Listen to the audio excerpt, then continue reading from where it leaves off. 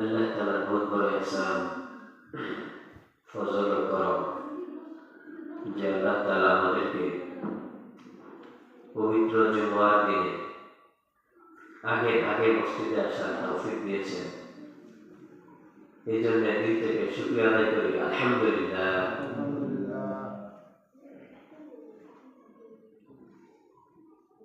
রমজানের শেষ দশকের মধ্যে গুরুত্বপূর্ণ একটি আমল হল এতেকাফ। এতেকাফ কি? এতেকাফের পরিচয় কি? এতেকাফের শাব্দিক অর্থ হল অবস্থান করা। ইসলামের পরিভাষায় এতেকাফ বলা হয় 20 রমজান মাগরিবের পর থেকে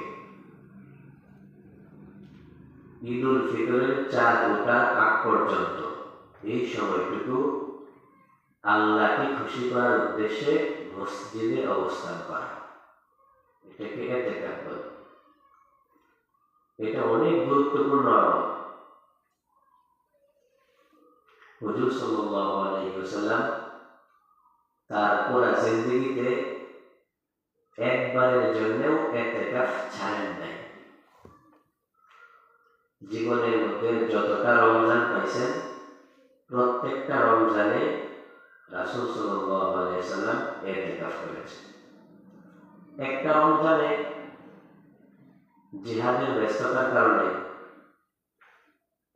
ইতিকাফ ছুটে গিয়েছিল। পরবর্তী রমজানে উনি 20 দিন ইতিকাফ করে তার কাজা আদায় করেছেন। ইতিকাফ এতটা গুরুত্বপূর্ণ। হুজুর সাল্লাল্লাহু আলাইহি ওয়াসাল্লাম দুনিয়ার মধ্যে যত মানুষ আছে, এই মানুষের মধ্যে সবচেয়ে বেশি ব্যস্ত ছিলেন। রাসূলের মতো ব্যস্ত ব্যক্তি আর দুনিয়াতে কেউ আসবে না। কেমন ব্যস্ত ছিলেন আমরা কয়েকটা নমুনা শুনি। ওনার জিন্দেগিতে 57টি যুদ্ধ পরিচালনা করছে। একটা লোক 57টা যুদ্ধ পরিচালনা করছে এবং 27টি যুদ্ধে উনি নিজে অংশগ্রহণ করছেন। প্রত্যেক নামাজে উনি ইমাম ছিলেন, ইমামতি করতে হতো। কোরআনে কারীম রাসূলের উপর জিবরাইল আলাইহিস সালাম নিয়মিত নিয়ে আসতেন। জিবরাইল আলাইহিস সালাম নিয়মিত কোরআন নিয়ে আসতেন। হুজুর সাল্লাল্লাহু আলাইহি ওয়াসাল্লাম এই কোরআন গ্রহণ করতেন। তাহলে রাসূল কত ব্যস্ত যে তার কোরআন গ্রহণ করতে হয়, নামাজের ইমামতি করতে হয়, যুদ্ধে যাওয়া আসা করতে হয়, যুদ্ধ পরিচালনা করতে হয়। এত ব্যস্ত হওয়া সত্ত্বেও জীবনে তিনি একবারও ইতিকাফ ছাড়েন নাই। ইতিকাফ ছাড়েন নাই। এত গুরুত্বপূর্ণ আমল ইতিকাফ। আমাদের অবস্থা হলো যে আমরা জীবনে একবারও ইতিকাফ করি নাই। জীবনে একবারও ইতিকাফ করি নাই। রাসূলের সাথে আমাদের কোনো মিল নেই। যে ইতিকাফ রাসূল জীবনে একবারও ছাড়েন নাই, আমি সে ইতিকাফ জীবনে একবারও করি নাই।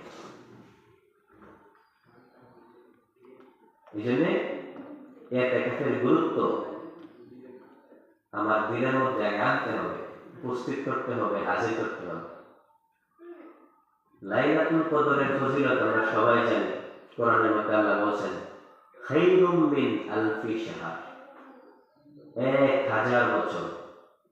1000 বছর ইবাদত করলে যে নেকি হয়, এক শবে কদরে সে নেকি হয়। যে ইতিকাফ করবে আল্লাহ তাআলা তার ভাগ্যে, তার কপালে এই শবে কদরের সওয়াব নসিব করবেন। শবে কদরের সওয়াব তার আমলনামায় দিয়ে দিবেন। কারণ হলো সে যে দশকে শবে কদর হয়, সেই দশকে এসে মসজিদে পড়ে আছে। ইতিকাফকারী ব্যক্তি, তার কোনো কাজ নাই, মসজিদে পড়ে থাকা ছাড়া। সে মসজিদে এসে পড়ে আছে, মসজিদের মধ্যে নামাজ পড়তেছে, তিলাওয়াত করতেছে, ইবাদত বন্দেগী করতেছে, তাসবিহাত করতেছে, জিকির করতেছে। সবসময় সে মসজিদের মধ্যে আছে। মসজিদে থাকার কারণে নিশ্চিতভাবে সে শবে কদর পেয়ে যায়। এতেকাফের গুরুত্বের জন্য এটাই যথেষ্ট। সবে কদর তার ভাগ্যে জুটবে।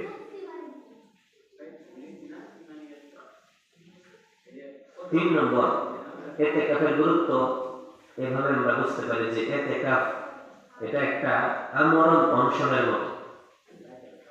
দুনিয়াতে আমরা দেখি কেউ যখন দাবি না মানে তখন সে অনশনে বসে যে আমার দাবি মানতেই হবে, যতক্ষণ না মানবে ততক্ষণ আমি এখানে পড়ে থাকবো।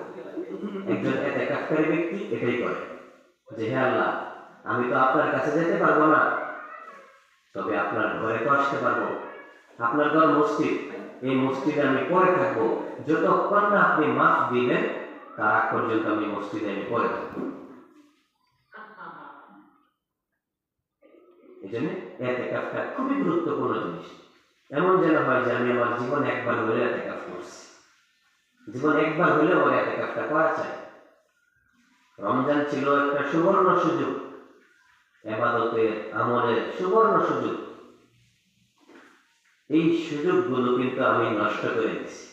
আজকে আমি খেয়াল করি, আজকে আমি জরিপ করি, আজকে আমি হিসাব করি, রমজানের 20টা দিন চলে গেল, আমি কতটুকু কামাই করতে পারছি? আমার আমলের ঝুড়িতে কি পরিমাণ আমল জমা করতে পারছি? রমজান এসেছিল আমার কাছে আমলের জন্য, ইবাদতের জন্য, তাসবিহাতের জন্য, তেলাওয়াতে কোরআনের জন্য, জিকির করার জন্য, যেন আমি রমজানে এত বেশি তেলাওয়াত করি যে কোরআনের সাথে আমার একটা সম্পর্ক হয়ে যায়। কোরআন কিয়ামতের দিন আমার প্রতিপক্ষ না হয়, কোরআন শরীফ আমার বিরুদ্ধে না দাঁড়ায়, কোরআন শরীফ আমার পক্ষে দাঁড়ায়, কোরআন শরীফ যেন আমার আখিরাতে সুপারিশ করে। এরকম একটা সম্পর্ক গড়ে তোলার জন্য এই রমজান এসেছে। কারণ কোরআন এমন শক্ত প্রতিপক্ষ, কোরআন যার বিরুদ্ধে যাবে রাসূলের চোখের পানিও বেকার হবে। হাসরের ময়দানে কারো বিরুদ্ধে যদি কোরআন চলে যায়, কোরআন যদি কারো বিরুদ্ধে নালিশ দেয়, তাহলে রাসূলের চোখের পানিও বেকার, রাসূল কাঁদলেও তাকে জান্নাতে দিতে পারবেন না। কোরআন এত বড় শক্ত প্রতিপক্ষ। এই কোরআনের তেলাওয়াত হয় তারাবিতে। যদি আমি 30 দিন তারাবির মধ্যে আমি উপস্থিত হই, হাজির হই, তাহলে আমার কোরআন শরীফ জবানের মাধ্যমে তেলাওয়াত করে খতম না দিতে পারলেও কানে শুনে তো আমি খতমটা দিতে পারি। প্রথম তারাবি থেকে নিয়ে 27 তারাবি পর্যন্ত আমি যদি তারাবিতে শরীক হই, তাহলে প্রত্যেক দিন এক পারা 1.5 পারা করে তেলাওয়াত হইতেছে। তো এইভাবে কোরআন শরীফের খতম হবে 27 তারিখ। তো 27 তারিখে আমি কোরআন শরীফ শুনে শুনে খতম দিয়ে দিলাম, কোরআনের সাথে সম্পর্ক হলো। এই কোরআন শরীফ আমার পক্ষে কাজ করবে কিয়ামতে, আমার জন্য সুপারিশকারী হবে। কিন্তু আমি একদিন তারাবিতে হাজির হই, আরেকদিন হই না, একদিন তেলাওয়াত করি, আরেকদিন করি না। তো এইভাবে যদি আমি সময়টা কাটাই, তাহলে তো আমার কিয়ামতের দিন এই কোরআন শরীফ শক্ত প্রতিপক্ষ হওয়া ছাড়া কিছুই থাকবে না। আল্লাহ তাআলা আমাদের জন্য রমজানের এই মাসটা দিয়েছিলেন ইবাদতের সুযোগের জন্য, ইবাদতের সুযোগ। আল্লাহ তাআলা সারা বছর আমাদেরকে যত নিয়ামত দেন সবগুলো ফ্রি দেন, ফ্রি। আমি অক্সিজেন গ্রহণ করি ফ্রি ফ্রি, সূর্যের আলো পাই ফ্রি ফ্রি, জমিন থেকে ফসল আল্লাহ তাআলা দেন ফ্রি ফ্রি, সাগর থেকে পানি পাই, মাছ পাই, গাভী থেকে দুধ পাই, সবগুলো আল্লাহ ফ্রি ফ্রি দিচ্ছেন। আল্লাহ এত ফ্রি সার্ভিস দিচ্ছেন, সারা বছর দিচ্ছেন, মাসের পর মাস দিচ্ছেন। শুধু চাইলেন যে 1 মাস রমজান মাস আমার ইবাদত করো, বন্দেগী করো। যে আল্লাহ আমাকে 12 মাস দিলেন, 12 মাস ফ্রি সার্ভিস দিলেন, আমি 1 মাস তাকে ইবাদতের সার্ভিস দিতে পারলাম না, ঠিক মতো তেলাওয়াত করতে পারলাম না, নামাজগুলো ঠিক মতো করতে পারলাম না, নফল, ইশরাক, আওয়াবিন, চাষ, তাহাজ্জুদ এগুলো করতে পারলাম না, কোরআন শরীফকে নিজের পক্ষে সুপারিশকারী বানাতে পারলাম না। তো আমার জন্য কপাল পোড়া ছাড়া আর কিছু নেই, আমি কপাল পোড়া হওয়া ছাড়া কিছু নেই। 12 মাস তিনি আমাকে সার্ভিস দিলেন, 1 মাস আমি তাকে দিতে পারবো। তো এই জন্য এই দুনিয়া সব কিছু ত্যাগ করে 20টা দিন তো চলে গেল, এই সামনে 10টা দিনও যদি কেউ কাজে লাগাতে চায় তাহলে তার জন্য সুবর্ণ সুযোগ হলো এতেকাফ। আমি এতেকাফে আসলাম, এতেকাফের পুরো সময়টা আমি মসজিদে কাটাবো। মসজিদে কাটানোর কারণে প্রথম দশক, দ্বিতীয় দশক যতটুকু ছুটে গেছে এগুলো আমি 10 দিনে অনেকটা হাসিল করতে পারবো। এই জন্যই রাসূল সাল্লাল্লাহু আলাইহি ওয়াসাল্লামের এতেকাফের এই বিধান দান করছে। এতেকাফের কি ফজিলত?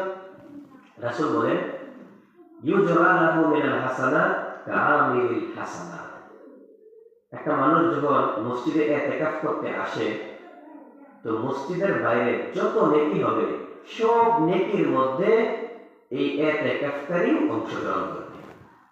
উদাহরণস্বরূপ, মসজিদের বাইরে একটা জানাজা হয়েছে যেখানে লাখ লাখ মানুষ, কিন্তু এতেকাফকারী ওই জানাজায় যেতে পারবে না। জানাজায় না যেতে পারলেও এই লাখ লাখ মানুষের জানাজা সব সেও পাবে। এরকম মসজিদের বাইরে যত আমল হবে, যত পুণ্যের কাজ হবে, ইবাদত হবে, তো ইতিকাফকারী ব্যক্তি ওই জায়গায় যেতে পারবে না। রাসূল বলেন, যেতে না পারলেও তাদের সমপরিমাণ সওয়াব সে মসজিদে বসে বসে পাবে। ইতিকাফের 1 নম্বর ফজিলত। 2 নম্বর ফজিলত হলো, রাসূল বলেন, মানে ইতিকাফা ইয়াওমান, যে ব্যক্তি একদিন ইতিকাফ করবে, একদিন, 10 দিন করতে হবে না, 9 দিন করতে হবে না, কেউ যদি একদিনও করে আল্লাহ তাআলা তার মাঝে আর জাহান্নামের মাঝে 3 খন্দক দূরত্ব সৃষ্টি করবে। 1 খন্দক কি? রাসূল বুঝানোর জন্য বললেন, তোমাদের উপরে যে আকাশ আছে, নিচে যে জমিন আছে, এই আকাশ আর জমিনের মধ্যে যত দূরত্ব, 1 খন্দকের দূরত্ব সেই পরিমাণ। তাহলে আকাশ আর জমিনের দূরত্ব 3 গুণ হলে যত দূর হবে জাহান্নাম তার থেকে, জাহান্নাম ইতিকাফকারী থেকে তত দূর চলে যাবে। 2 নম্বর ফজিলত হলো। 3 নম্বর ফজিলত, ইতিকাফ যারা করবে, রাসূল বলেন, মানে ইতিকাফা ঈমানান ওয়া ইহতিসাবা গুফিরা লাহু মা তাকাদ্দামা মিন যামবি। যে আল্লাহকে খুশি করার জন্য, লোক দেখানোর জন্য না, আল্লাহকে খুশি করার জন্য, রেজায়ে মাওলার জন্য ইতিকাফ করবে, আল্লাহ তাআলা তার পিছনের সব গুনাহ মাফ করে দেবে। 4 নম্বর ফজিলত, এটা রমজানের শেষ দশকের ব্যাপারে আছে। মানে ইতিকাফা আশারা, যে ব্যক্তি রমজানের শেষ দশক, আজকে এই সূর্য ডোবার আগে, আজকে হলো রমজানের 20 তারিখ, আজকে মাগরিবের আগে যে ইতিকাফ বসবে আর ঈদুল ফিতরের 4 রোজা পর্যন্ত মসজিদে থাকবে, রাসূল বলেন, কানা কা হাজ্জাতাইনি ওয়া উমরাতাইন, আল্লাহ তাআলা তাকে 2টি কবুল হজ এবং 2টি কবুল উমরার নেকি দান করবে। সুবহানাল্লাহ। একটা না, 2টা, শুধু হজ না, উমরাও। 2টা কবুল হজ, 2টা কবুল উমরা। 5 নম্বর ফজিলত, রাসূল বলেন, ইতিকাফকারী ব্যক্তি ইতিকাফ শেষ করে, ইতিকাফ সমাপ্ত করে যখন বাড়ির দিকে ছুটবে তখন সে নিষ্পাপ হয়ে গেল। সুবহানাল্লাহ। যে এই লোকটা আজকে দুনিয়াতে জন্মগ্রহণ করে, দুনিয়াতে আসার সময় যেমন সে নিষ্পাপ ছিল, আল্লাহ তাআলা তাকে এরকম নিষ্পাপ বানায় দেন। 6 নম্বর ফজিলত হলো, যে ব্যক্তি ইতিকাফ করে সে তো আল্লাহর ঘরে করে, আর আল্লাহর ঘরে থাকার কারণে সে আল্লাহ তাআলার ঘনিষ্ঠ হয়ে যায়, আল্লাহ তাআলার বন্ধু হয়ে যায়, সে আল্লাহ তাআলার ওলি হয়ে যায়।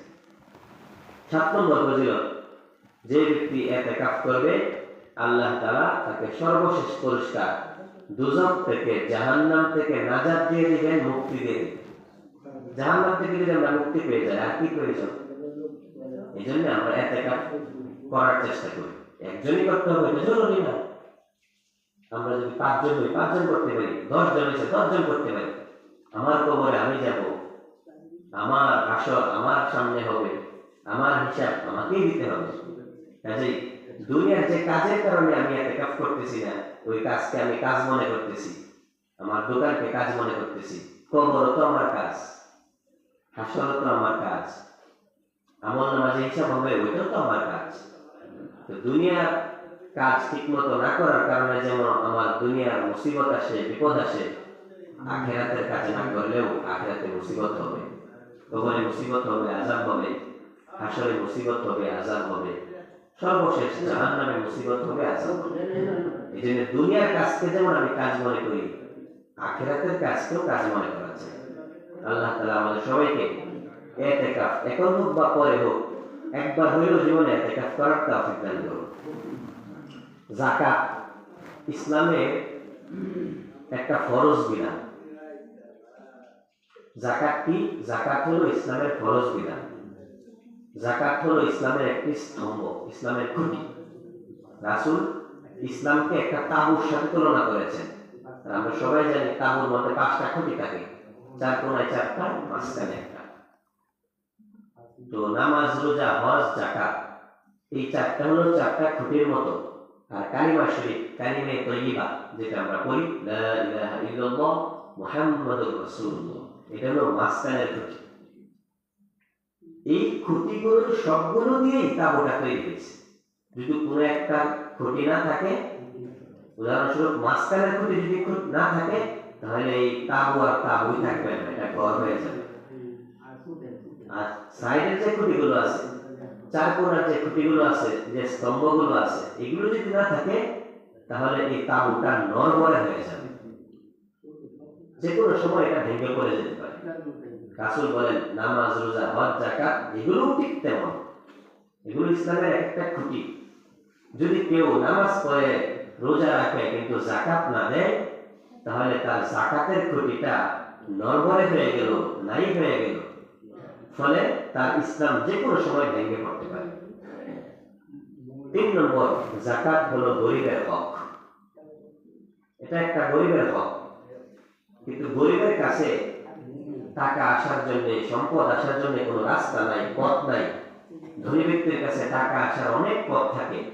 সে দোকান করে, সে কৃষিকাজ করে, সে চাকরি করে, যেহেতু তার কাছে টাকা আসার পথ আছে, এই জন্য আল্লাহ তাআলা গরিবের হকটা, গরিবের টাকাটা ধনীর এক রাস্তা দিয়ে তার কাছে পৌঁছায় দিয়ে আল্লাহ পরীক্ষা করে, বান্দা হকটা কিন্তু গরিবের, আমি তোমাকে পরীক্ষা করতেছি, তুমি কি তার হকটা ঠিক মতো দিচ্ছ নাকি দিচ্ছ না।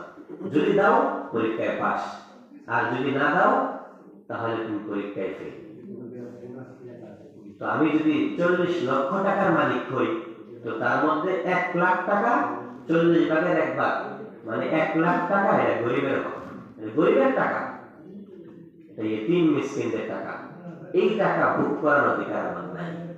এই টাকাটা আমার কাছে আল্লাহ তাআলা আমানত হিসেবে দিয়েছেন, আমার কাছে টাকা আসার পথ আছে, রাস্তা আছে, এই জন্য আল্লাহ তাআলা আমার কাছে এটা পৌঁছাইছে। তো আমার পকেটে আসার কারণে টাকা আমার হয়ে গেছে না, গরিবের টাকা গরিবের, তো তাকে পৌঁছাইতে হবে। যদি আমি না পৌঁছাই, তাহলে কোরআনের সূরা তাওবার 34 নম্বর আয়াতে আল্লাহ বলেন, যারা ঠিকমতো যাকাত দেয় না, কিয়ামতের দিন আমি তাকে 1 নম্বর শাস্তি, যন্ত্রণাদায়ক শাস্তি দিব। 2 নম্বর, অন্য এক হাদিসের মধ্যে রাসূলুল্লাহ সাল্লাল্লাহু আলাইহি ওয়াসাল্লাম বলেন, যে ব্যক্তি যাকাত অর্থাৎ গরিবের টাকাকে নিজের টাকার সাথে একাকার করে ফেলবে, নিজের টাকার সাথে মিশিয়ে সব ভক্ষণ করবে, আল্লাহ তাআলা তার এই টাকাগুলোকে কোনো না কোনো এক সময় হাতছাড়া করে দেবে। তার এই টাকা তার কাছে থাকবে না, তার টাকা তার হাতছাড়া হয়ে যাবে। এজন্য যাকাত খুবই গুরুত্বপূর্ণ। যাকাতের একটা ফজিলত আমরা শুনি, রাসূল হাদিসে বলেন, যে ব্যক্তি, মুসলিম শরীফের হাদিস, যে ব্যক্তি যাকাত দিবে, তো তার কাছে বাহ্যিকভাবে মনে হবে যে আমার কিছু টাকা কমে গেল, কিন্তু আল্লাহ তাআলা অন্যদিকে তার এই পরিমাণ সম্পদকে বৃদ্ধি করে দিবেন, বাড়ায় দিবেন। যাকাতের ফজিলত। 2 নম্বর, যাকাতের ফজিলত, রাসূল বলেন, যাকাত গুনাহকে এভাবে নিঃশেষ করে দেয় যেভাবে পানি আগুনকে নিঃশেষ করে দেয়। আমার জীবনে যত গুনাহ আছে, আমি যখন যাকাত দিব, এই সবগুলোকে সে মিটিয়ে দিবে, যেরকম পানি আগুনের মধ্যে ঢেলে দিলে ওই পানি আগুনকে নিভিয়ে দেয়। 3 নম্বর পুরস্কার, ফজিলত, যে ব্যক্তি যাকাত ঠিকমতো দিবে, আল্লাহ তাআলা তাকে জাহান্নাম থেকে নাজাত দিয়ে দিবেন, মুক্তি দিয়ে দিবেন। হাদিস, ইত্তাকুন নার ওয়ালাউ বিশিক্কি তামরা। রাসূল বলেন, তোমরা জাহান্নামের আগুন থেকে বাঁচার চেষ্টা করো, জাহান্নাম থেকে মুক্তির চেষ্টা করো। যদিও তোমরা একটা খেজুর বা খেজুরের চেয়ে কম জিনিস দান করে হোক, সদকা করে হোক, যাকাত করে হোক। 4 নম্বর পুরস্কার, যে ব্যক্তি যাকাত দিবে তার জন্য রিজায়ে মাওলা, আল্লাহ তাআলার খুশি হাসিল হবে, আল্লাহ তাআলা তার প্রতি রাজি খুশি হয়ে যাবেন। এবং মুসলিম শরীফের হাদিসের মধ্যে আছে আল্লাহ তাআলা খুশি হয়ে তাকে জান্নাত দান করবেন। তো যাকাতের গুরুত্ব আলোচনা করলাম, ফজিলত আলোচনা করলাম, এবার না দিলে শাস্তি এটা আলোচনা করা দরকার। কোরআনের এক আয়াতে আল্লাহ তাআলা কোরআনের আয়াতে আল্লাহ তাআলা বলেন যারা দুনিয়াতে যাকাত দিবে না, যারা কিয়ামতের দিন যাকাত দিবে না, কিয়ামতের দিন আল্লাহ তাআলা তার কপালে, তার ডানে, তার বামে এবং পিছনে একটা সিল মেরে দিবেন। কিসের সিল? হাদিসের মধ্যে আছে সেই সিলটা হবে সে তো যাকাত দেয় নাই, যাকাত ছিল গরিবের হক। ওই সিলটা হবে সে গরিবের হক আত্মসাৎ করে। গরিবের হক যে আত্মসাৎ করে মানে চুরি করে, গরিবের হক চোরা, গরিবের হক চোরা, এই কথাটা লিখে তার কপালে দেওয়া হবে, সিল মেরে দেওয়া হবে, তার ডানে মেরে দেওয়া হবে, বামে মেরে দেওয়া হবে এবং পিছনেও মেরে দেওয়া হবে। সব হাসর মাসে তার কপালে দিকে তাকাবে আর দেখবে সে হলো গরিবের হক চোরা। গরিবের হক সে দুনিয়াতে আদায় করে না, গরিবের হক সে আত্মসাৎ করছে, তখন সে লজ্জিত হবে। এভাবে ডান দিকের মানুষ তাকাবে, দেখবে যে এদিকে লেখা আছে গরিবের হক আত্মসাৎ করে, তখন সে তাদের সামনে লজ্জিত হবে। বাম দিকে তাকাবে, তখন বাম দিকের মানুষ তাকে দেখবে যে তার বাম দিকে লেখা গরিবের হক আত্মসাৎকারী, তখন সে তাদের সামনে লজ্জিত হবে। এরপর পিছন দিকে যখন তাকাবে, পিছনের মানুষও দেখবে যে তার পিছনে লেখা সে গরিবের হক আত্মসাৎকারী, তখন সে তাদের সামনে লজ্জিত হবে। এরপর আল্লাহ তাআলা বলবেন হাযা মা কানাসতুম, কোরআনে আছে আল্লাহ বলেন হাযা মা কানাসতুম, এই যে সিল এটা হলো ওই জিনিস যেটা দুনিয়াতে তুমি সঞ্চয় করে রাখছিলে, অ্যাকাউন্টে জমা করে রাখছিলে, নিজের পেটে ভোগ করছিলে। গরিবের হক তুমি ভোগ করছিলে, এখন ফাজুকু বিমা কুনতুম তাকনিজুন, তোমরা দুনিয়াতে যেগুলো গরিবের হক ভোগ করছিলে এটার মজা এখন এই হাসরের ময়দানে আস্বাদন করো। এটা 1 নম্বর শাস্তি, তার কপালে ডানে বামে পিছনে গরিবের হক আত্মসাৎকারী এই সিল মারা হবে। 2 নম্বর শাস্তি, আবু হুরায়রা রাদিয়াল্লাহু তাআলা থেকে বর্ণিত, বুখারী শরীফের হাদিস। তিনি বলেন কিয়ামতের দিন তার জন্য এক বিশাল অজগর সাপ নিযুক্ত করা হবে। এই অজগর সাপ অনেক বিষাক্ত হবে, তার বড় বড় 2টা চোখ থাকবে, চোখ, এবং সে হবে আকরা। হাদিসের মধ্যে আছে আকরা মানে কোন মানুষ যদি অনেক বেশি রোগাক্রান্ত হয়, যে রোগের কারণে তার মাথার চুল পড়ে যায়, তো এরকম রোগ সাপের হয়, ওই সাপের এই রোগটা থাকবে। আর এই রোগটা থাকার কারণে তার শরীরে প্রচন্ড বিষ থাকবে, বিষ এত বেশি হবে যে বিষের কারণে তার মাথার যে চুল আছে, এই কাজের নামাজের পরে করে না হুজুরের ঘরের ভিতরে দাও সাউন্ড হইতো না। এরপরে এই মাথার মধ্যে সাপের কোনো চুল থাকবে না। কেন চুল থাকবে না? কারণ তার বিষ অনেক বেশি। এই সাপটা অজগর সাপ, বিষাক্ত সাপ, বড় চৌকলা সাপ, এই সাপটা তার গলার মধ্যে পেঁচাবে, সারা শরীরকে এভাবে পেঁচাবে, পেঁচায়া তাকে দংশন করবে। আর সে বলবে, দংশন করবে বলতে তার মাথার মধ্যে দংশন করবে, তার মুখের মধ্যে দংশন করবে, তার পেটে দংশন করবে, তার হাতে পায়ে দংশন করবে, আর বলবে আনা মালুকা আনা কানজুকা। বুখারী শরীফের হাদিস। সে বলবে আমি হলাম দুনিয়াতে তোমার সম্পদ যেগুলো তুমি যাকাত দাও নাই, আমি হলাম তোমার ওই সঞ্চিত অ্যাকাউন্ট, যে অ্যাকাউন্টের মধ্যে তুমি টাকা রাখছিলে, এরপর সেখান থেকে যাকাত দাও নাই। আমি আজ সাপ হয়ে তোমাকে দংশন করতে থাকবো, আবাদুল আবাদ দংশন করতে থাকবো। ওই দংশন যে শুরু হবে শেষ হবে না, চিরকাল চলতেই থাকবে। এরপরে যাকাত না দেওয়ার 3 নম্বর শাস্তি, সর্বশেষ শাস্তি। রাসূল বলেন, যে ব্যক্তি যে সম্পদের যাকাত দেয় নাই ওইটা তার ঘাড়ে উঠবে। এটা বুখারী শরীফের মধ্যে আছে। যেমন কারো অনেক ছাগল ছিল, সে ছাগলের যাকাত দেয়নি। রাসূল বলেন তার ছাগলগুলোর মধ্যে সবচেয়ে বড় যে ছাগলটা ছিল এবং সবচেয়ে শক্তিশালী তরতাজা যে ছাগলটা ছিল, এটা তার ঘাড়ের মধ্যে উঠবে। ওঠার পরে দুনিয়াতে ছাগল যেভাবে আওয়াজ করতো, যেমন মে মে বলতো, ওইটা তার ঘাড়ের উপর উঠে তার শক্তি অনুযায়ী মে মে করতে থাকবে। আর সব হাসরবাসী দেখবে এই লোক ছাগলের যাকাত দেয় নাই। কেউ যদি গরুর যাকাত না দেয়, রাসূল বলেন কিয়ামতের দিন এই সবচেয়ে মোটা গরুটা তার ঘাড়ের উপর উঠবে, উঠে হাম্বা হাম্বা করতে থাকবে। আর সব হাসরবাসী বুঝবে সে মূলত দুনিয়াতে গরুর যাকাত দেয় নাই। এভাবে আবাদুল আবাদ তার শাস্তি চলতে থাকবে। এবার আসি যাকাতের যে বিষয়টা আছে, এটা ইসলামের গুরুত্বটা কেন? এর কারণ হলো মানুষের এই সমাজ যে আছে, এই সমাজের লোকদের মধ্যে ভারসাম্য তৈরি করা।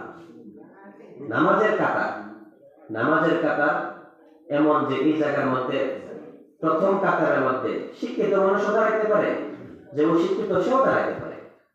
তো ইসলাম যে সাম্যের একটা জীবন ব্যবস্থা, এই নামাজ থেকে প্রমাণ হয় যে এই জায়গার মধ্যে একজন গরিব ব্যক্তি, একজন মূর্খ ব্যক্তি, সেও যদি সামনের কাতারে আসে, তাহলে একজন ধনী ব্যক্তির অধিকার নাই তাকে পিছনে দেওয়া। তো ইসলাম নামাজের কাতারে সবাইকে এক কাতারে নিয়ে আসছে। আর যাকাত, মানুষের মধ্যে আল্লাহ তাআলা অনেককে টাকা পয়সা দেন, জায়গা জমি দেন, তো সে অনেক উপরের লেভেলে, আর কারো এগুলো থাকে না, সে অনেক নিচের লেভেলে। তো সম্পদশালীকে আল্লাহ তাআলা হুকুম দিলেন যে তুমি তার এই গরিবকে, তুমি এই মিসকিনকে যাকাত দাও। ফলে তুমি কিছু সম্পদ দেওয়ার কারণে একটু নিচে নামবে, আর সে কিছু সম্পদ কারণে একটু উপরে উঠবে। ফলে তোমাদের মধ্যে অর্থের ক্ষেত্রে সাম্য হবে। আমরা খেয়াল করি, আজকে যদি আমি 40 লাখ টাকার মালিক হই, তাহলে 40 ভাগের 1 ভাগ যাকাত দিতে হবে। এই 1 লাখ টাকা দিয়ে আমি একজন গরিবকে একটা বাড়ি বানিয়ে দিতে পারি। 1 লাখ টাকা এটা গরিবের হক, যেটা আমার পকেটে আসছে, আল্লাহ তাআলা আমাকে পরীক্ষা হিসেবে আমার সামনে দিয়েছে। এখন যদি আমি এই 1 লাখ টাকা দিয়ে তাকে একটা বাড়ি বানায় দিই, এভাবে দুনিয়ার প্রত্যেকটা সাহেবে নেশাব যাকাত দেয়, তাহলে দুনিয়াতে কোনো গরিব থাকবে না। ইসলাম অর্থের ক্ষেত্রে সবার মধ্যে এই সাম্যতা নিয়ে আসার জন্য এই যাকাতের বিধান দিয়েছে। যাকাত কখন ওয়াজিব হয়? 5টা জিনিস শর্টকাট বলে দিচ্ছি। 5টা জিনিস: 1 নম্বর স্বর্ণ, 2 নম্বর রূপা, 3 নম্বর ব্যবসায়িক পণ্য, 4 নম্বর নগদ ক্যাশ, 5 নম্বর হলো গবাদি পশু, গরু ছাগল, যেগুলো একটু আগে বললাম। তো এই 5টা জিনিসের মধ্যে যাকাত ওয়াজিব হয়। প্রত্যেকটা নেশাব ভিন্ন ভিন্ন। স্বর্ণ যদি কারো 7.5 ভরি থাকে অথবা তার সমমূল্য টাকা থাকে, তাহলে তার উপর যাকাত ওয়াজিব। রূপার ক্ষেত্রে কারো যদি অনেক রূপা থাকে, মেয়েদের বেশি থাকে, তো তাদের হিসাব করতে হবে 52.5 ভরি। 52.5 ভরি রূপা আছে কিনা, থাকলে তার উপর রূপার যাকাত ওয়াজিব। 3 নম্বর হলো ব্যবসায়িক পণ্য। আমরা যারা ব্যবসা করি, আমার দোকানে যে জিনিসগুলো থাকে সবগুলো ব্যবসায়িক পণ্য। আমি জায়গা কিনলাম বিক্রির জন্য, তো এটাও আমার ব্যবসায়িক পণ্য। আমি গাড়ি কিনছি বিক্রির জন্য, এই গাড়িটাও আমার ব্যবসায়িক পণ্য। এই পণ্যের ক্ষেত্রে দেখতে হবে রূপার নেশাব, মানে 52.5 ভরি রূপার দাম কত। ইসলামিক ফাউন্ডেশন আর কয়েক জায়গা থেকে গবেষণা করা হয়েছে যে 1700 টাকা ভরি যদি হিসাব করা হয়, তাহলে 52.5 ভরির দাম হয় 89,000 টাকা। ওনারা সহজের জন্য 90,000 ধরছেন। কারো কাছে যদি 90,000 টাকা থাকে, আর এই 90,000 টাকা 1 বছর পর্যন্ত তার অ্যাকাউন্টে পড়ে আছে, তার ঘরে পড়ে আছে, কোনো কাজে লাগতেছে না, তাহলে তার উপর যাকাত আছে। এটা টাকার ক্ষেত্রে। আর স্বর্ণরূপার ক্ষেত্রে তো বললাম। গবাদি পশু, এটা নেশাব ভিন্ন। ছাগলের ক্ষেত্রে 40টা ছাগল লাগে, গরুর ক্ষেত্রে 30টা গরু থাকতে হয়, পরে ওটা যাকাত ওয়াজিব হয়। তো এই সম্পদগুলো আমাদের যাদের আছে, আমাদের সবাই একজন আলেমের সাথে যোগাযোগ করা চাই। যোগাযোগ করে আমার যতটুকু গরিবের হক আছে, যেটা আল্লাহ তাআলা আমার পকেটে, আমার কোন এক লাইনে, কোন এক রাস্তায় আমার কাছে পৌঁছায় দিয়েছেন, এটা গরিবের হককে গরিবের কাছে দিয়ে দেওয়া আছে। আল্লাহ তাআলা আমাদের সবাইকে যাকাতের হিসাব বুঝে আমল করার তৌফিক দান করুন। আমিন।